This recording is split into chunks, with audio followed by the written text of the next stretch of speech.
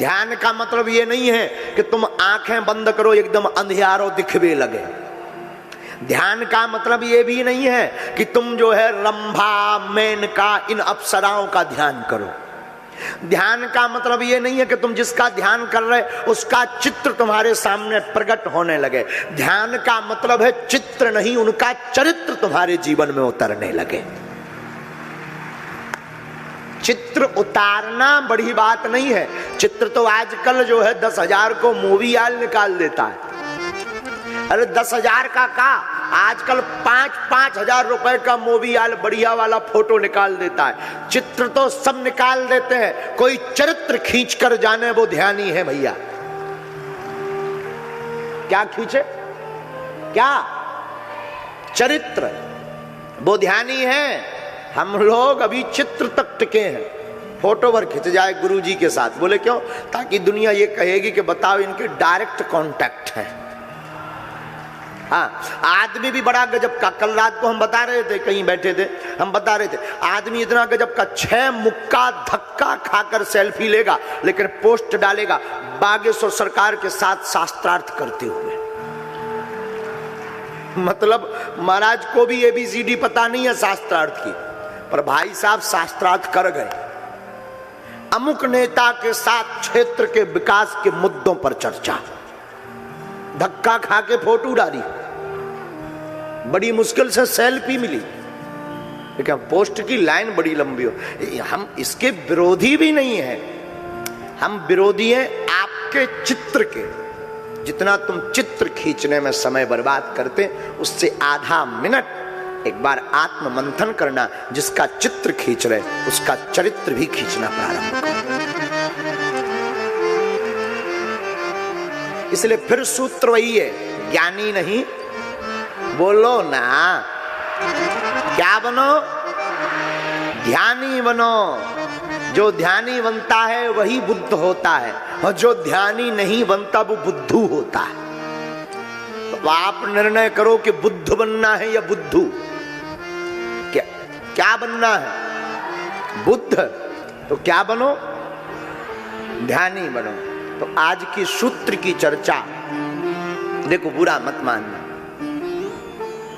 जो ध्यानी होता ना, उस पर कृपा बहुत होती, बहुत कृपा होती। जो ध्यानी होता, ध्यानी का मतलब आंख बंद करना नहीं है। ध्यानी का मतलब अपने इष्ट में इतना डूब जाओ, अपने गुरु में इतना डूब जाओ कि लोग तुमको मिले तो देखते ही पहचान जाएं ये अमुक आदमी से जुड़ा है। हाँ, हमारे आसपास जितने चेला रहते हैं सब फदाली रहते हैं। क्यों? क्योंकि जितने हमारे चेला मिलेंगे ज्यादातर 2-4 को छोड़कर सब ऐसी धक्का मुक्की करेंगे जैसे सब जिम से बाहर निकले। हाँ, हमें कई बार अपने आप में बड़ी वो फील होती है, क्या बोलते हैं, गिल्टी। अंग्रेजी बोलो ना, गिल्टी ना, बहुत फील होती है। का हमारे चेला बॉक्सर निकलते हैं, उठा उठा फेंक देते हैं। और कई बार हमें बड़ी हंसी आती, हमारे जाने के बाद हमारे चेले ही पीठाधीश्वर बन जाते हैं। हाँ, हमें लगने लगता, बताओ ये जिंदगी कई सालों से हमारे साथ रह रहे, पर हमारे स्वभाव को ना खींच पाए, और सब खींच लेते हैं। दाव लगने पर सब खींच लेते हैं, पर स्वभाव नहीं खींच पाते। राम ही बचावे, अब कैसे कल्याण होगा इनका। कई चेला तो बाथरूम में धुआं उड़ाऊ दबा के। और हम तो बाप राजे नहीं पिए, और चेला तो काय पियत हो बबुआ, गुरुजी पेट साफ नहीं होता। बताओ भाई, राम ही बचावे। माफ करिएगा, बुरा मत मानिएगा, क्षमा करिएगा। जितने हमारे जुड़े आत्मा के लोग हैं, हमारे चेला मतलब जितना भी हमारा यहाँ बागेश्वर परिवार बैठा है, तुम्हारे विचार और तुम्हारी व्यवस्था इतनी सुंदर होनी चाहिए कि लोग लाखों लोगों में कह दें कि ये बागेश्वर वाले हैं। तुम्हारा स्वभाव अपने गुरुदेव से मिलता जुलता होना चाहिए। जैसे हम कबाड़ी है ना, वैसे तुम्हें बनना चाहिए। और ये एक उदाहरण है, तुम हमारे जैसे बनो ये जरूरी नहीं, रामायण के राम जैसे बनो, अपने इष्ट जैसे बनो। उदाहरण है।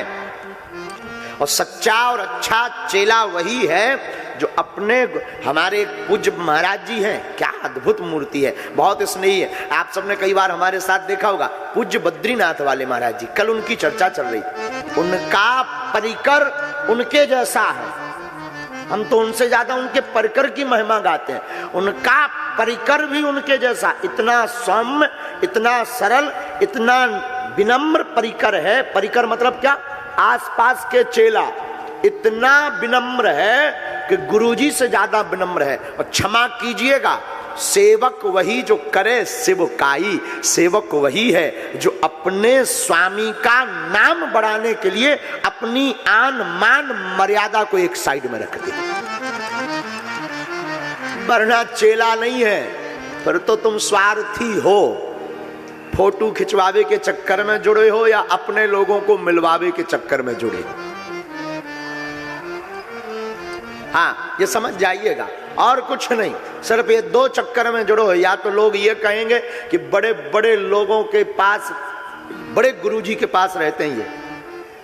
क्षमा कीजिएगा, जितना हमारा परिवार है ना भैया, ज्ञानी नहीं ध्यानी बनो, इतने सौम्य और सहज बनो कि लोग तुमको पहचान जाएं।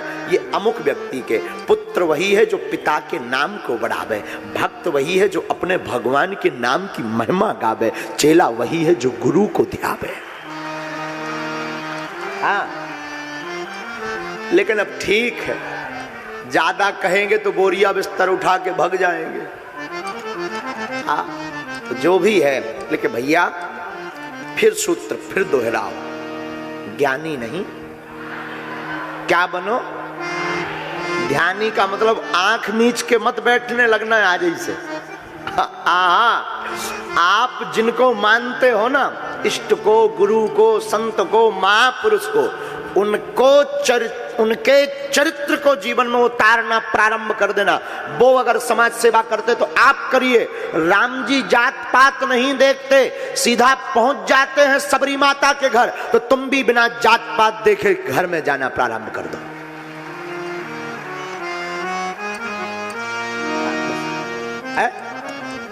राम जी सबको गले लगाते हैं, तुम भी जो आवे गले लगाओ।